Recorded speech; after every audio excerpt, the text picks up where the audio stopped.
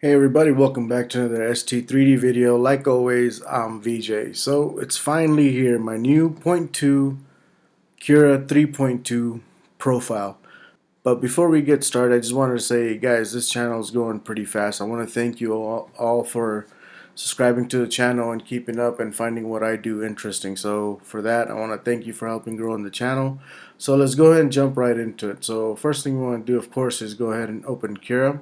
Now, while this is opening, a funny story, I was actually supposed to have this video uploaded last week, but what ended up happening is I got new editing software and unfortunately only worked for Windows, and as you guys know, I'm basically a Mac person.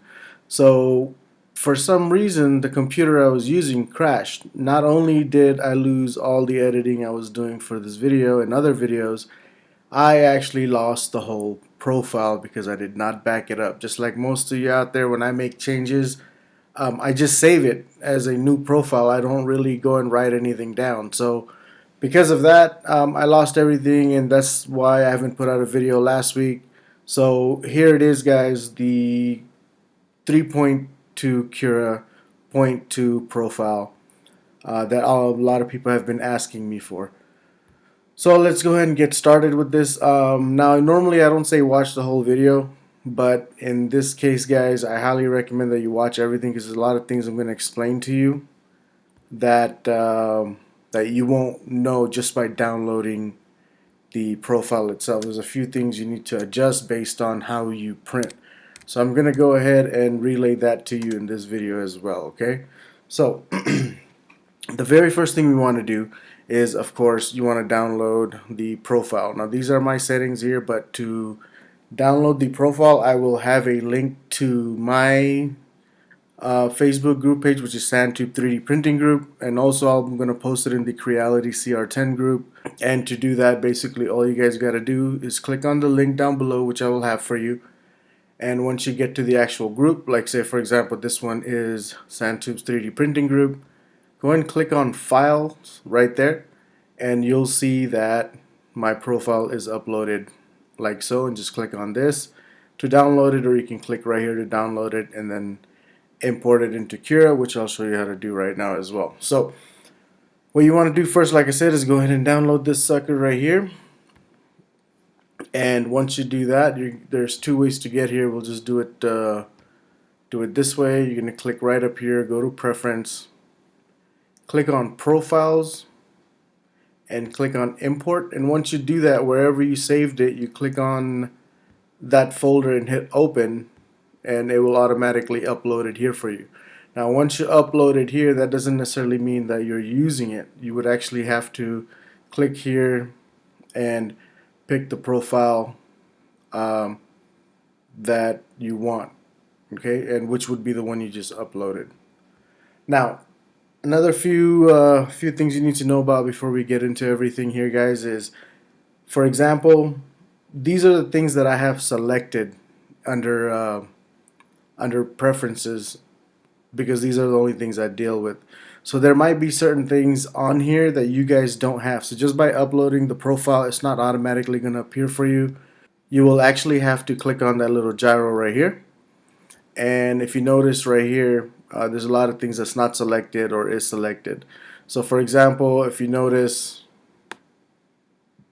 right here under line width, I have it selected, but let's say if you don't have it selected in yours and you upload my profile, that will not be in there and you won't be able to enter the value. So make sure you click on line width. So because of that reason, I haven't really taken a picture, written this by hand. So I'm going to go over each one with you guys, and this way you can actually enable it and then change the display or settings on there as well, okay? So once you've uploaded or downloaded the profile, that's how you upload it. Make sure you go in and select everything really quick. I'll just go through this.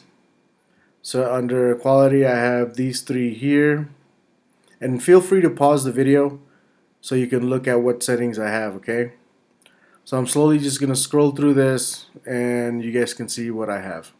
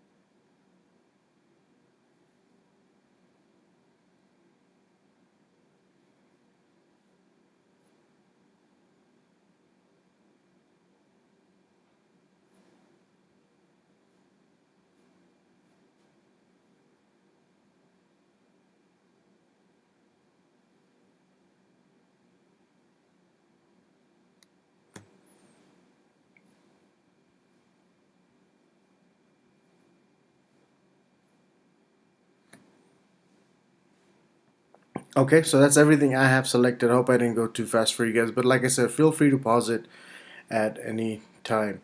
Okay, so starting off, we have quality. We're going to go with layer height, which is going to be 0.2. Initial layer height is going to be 0.26. Line width, 0.4. Initial layer line width is going to be at 100%. Then we're going to move on to shell. Wall thickness is going to be 0.8. Wall line count is going to be 0.2. Or I'm sorry, just 2. Outer wall wipe distance is 0.2. Top bottom thickness is 0.6. Top thickness is 0.6. Bottom thickness is 0.6. Top and bottom pattern, guys, you guys can pick whatever you want. I just pick concentric.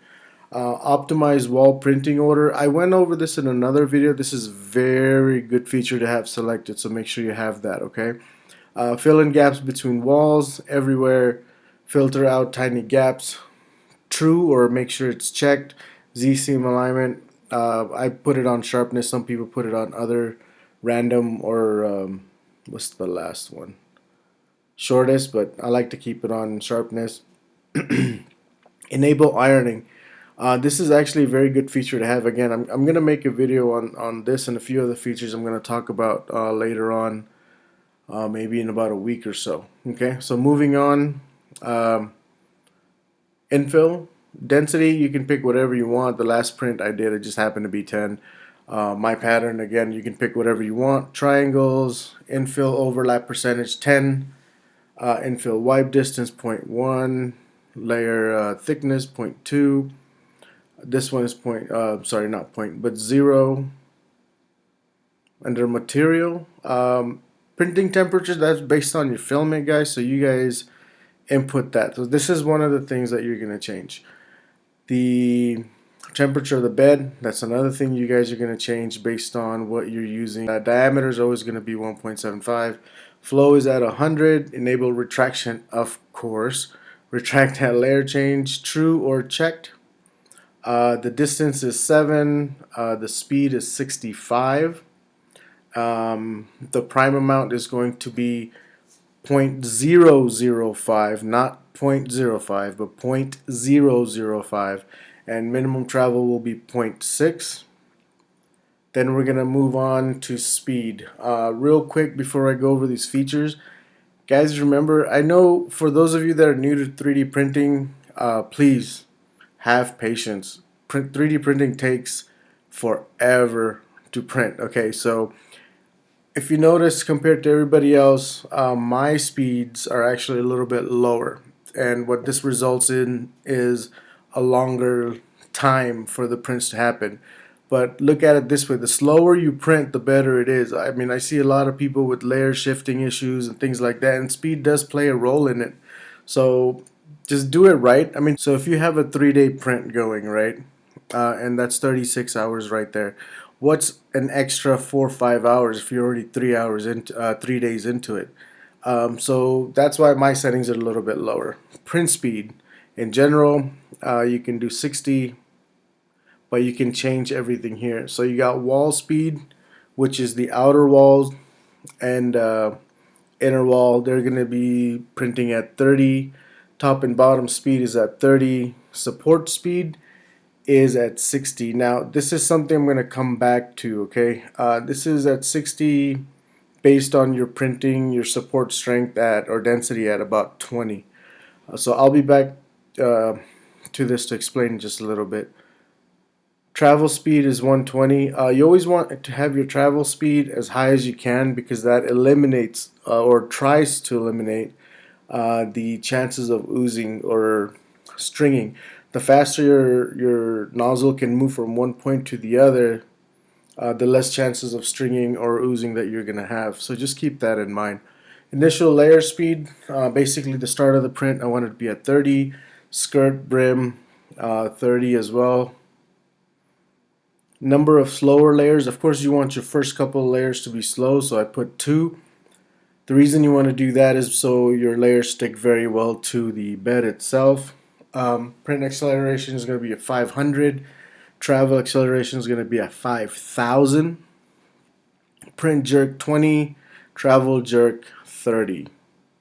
Okay, combining mode, I personally leave it on all. Of course, I want to avoid prints when traveling, so make sure that's checked off or true. Travel void distance is 0.625. Cooling, enable cooling, print cooling, you want to have that checked off. Initial fan speed, in the beginning you don't really want the fan to kick on so your layers stick better together, and that's why this is turned off at 0. Support, now this is something I'm still working on, guys. Now I feel like my supports at this point are good to where you should be able to rip it off with your hand. Of course, I don't recommend that, but I have removed support with my hand at these settings, and I'm going to show you what those settings are, and then we're going to go back to support speed, which I was talking about earlier. So support overhead, overhang angle is 50. A pattern, you can pick whatever you want. I'm going to skip this because I'm going to come back to this right now. But support line distance, this will automatically change based on what you enter here. Support Z distance, it's at 0.1, X and Y distance 0.7, X and Y minimal distance is at 0.2. Now, I notice when most people, and I did this in the beginning, my mentality is the stronger the support, the more likely it's not going to fall off, which is true. So if I had this at 30, right, I could have my support speed, which was, actually I passed it. Right there, support speed is at 60. Now I can print the support at 60 if my density is higher. Okay, so that means I'm gonna have a stronger support columns as they go up, but it's gonna be a little bit harder to remove as well. So what I like to do is turn this down to about 40. And as far as my support density, believe it or not, I never print over 10, and that's just personal preference. I usually leave this around 7 or 8. Let's do 8. So once you do that, like I said, this will change automatically. But I usually leave it at 8, and guess what? I don't have any issues whatsoever taking them off. Build plate adhesion, I go with skirt if it's something like this where it's touching the whole bed, the whole model. See, everything here in red is touching. Now, if I have a huge model and only, let's say, this toe and this toe is touching, I will change that to a raft, believe it or not, because I want as much section to the bed as I possibly can get. Mesh fixtures, this is actually pretty cool, guys. I didn't uncheck all of these. I have them all unchecked right now because if you, let's say for example, do remove all walls, and if you have this, remove all holes, and if you have this checked off, if your model has gaps in it, it will automatically fill it for you. So for right now, try to print without it. And again, in that video I was talking about earlier that I'm going to be making, I will go over these as well, and I will show you some prints where I actually used these and they came out pretty well. Next will be special mode. Print all at once. Of course, you don't want to print one model at a time. You want to print them all at the same time. Now this I just put up here for those of you that are looking to print a vase. You can still use these settings here. The only thing you will have to do is check this off. But for this purpose, I'm going to go and leave it unchecked. Now if you are printing a vase, you check that off. Make sure your infill is at 0 and your support is turned off. Okay, infill 0. That's the #1 thing, guys. Infill has to be at 0. Oh, and did I mention infill has to be at 0? Now, I know support tree is a new feature, and a lot of people love it, and I love it as well. But I don't use it all the time unless I'm printing something really big. Support tree support takes up a lot of computing power, guys. I mean, if I was to check this off right now, it would literally take me about a minute for everything to calculate how the tree support's going to be. So, and then a side note is if you are using tree support, make sure you have generate support here checked off. You cannot use supports and tree support at the same time. You have to pick either or. But let's say if you did pick tree support, these are the settings that I use. Angle 40, you can, yeah, 40 is good. Distance 4, diameter 2, diameter angle 5, resolution 2, thickness 0.4, wall count 1. Okay, and again, I'm going to go over this in more detail in the other video, but for right now, let's go ahead and leave it checked off. But if you were to use it, those are the settings that you would use, and they work. For me, no problem. Now, the last thing I would recommend that you turn on is adaptive layering. Guys, this thing is amazing. Cura actually calculates for you the height depending on the model, and then it does the layers according to that. So again, I'm gonna go over this in another video more in depth, but for right now, all you need to know is make sure this is checked off on every print, and that these are the settings that you have. So on maximum, you 0.1, on vibrant step size 0.01, layers threshold is at 200.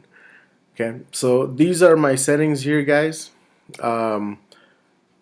With these settings for the average newcomer, or even an average printer that's been printing for about a year or so, you should be in the 70 to 80 percentile as far as the quality of your print, in my opinion. I mean, this is by far, I've been printing for about a year, and I finally got it to a point where it's actually working well.